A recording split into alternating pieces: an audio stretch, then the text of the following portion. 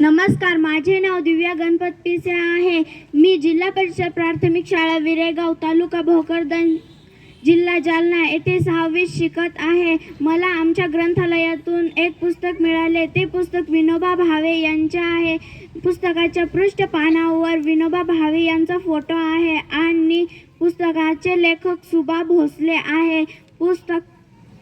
पुस्तकाचे प्रकाशन ज्ञानगंगा प्रकाशन पुणेकर आहे. आपल्या देशात अनेक संत होऊन गेले. संत तुकाराम, संत ज्ञानेश्वर, संत एकनाथ यांनीही लोकांना आपल्या आचारातून, विचारातून तत्वज्ञान सांगितले व त्यागाची, माणुसकीची, मानवधर्माची शिकवण दिली. आजच्या आधुनिक युगात माणसाचे जीवन फारच धकाधकीचे, धावपळीचे, स्पर्धेचे झाले आहे. आजही आपल्या जीवनात विनोबांच्या शिकवणीची गरज आहे. म्हणूनच मुलांनो आपण विनोबांच्या चरित्राची थोडक्यात ओळख करून घेऊया. साधी राहणी आणि उच्च विचारसरणी हा विनोबांचा गुणविशेष होता.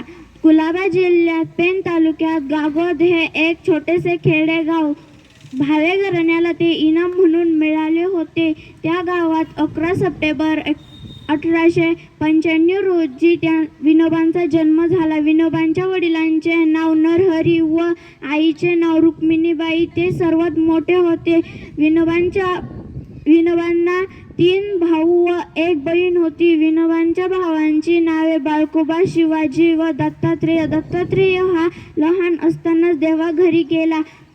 गीताई म्हटले की विनोबांचे नाव चटकन डोळ्यासमोर येते. विनोबांचे इतके दृढ नाते होते गीताईशी.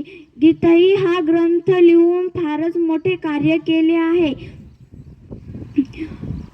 शेवटच्या दिवसात त्यांनी अन्न पाणी घेणे बंद केले. 15 नोव्हेंबर 1982 रोजी त्यांनी देहत्याग केला. थँक्यू.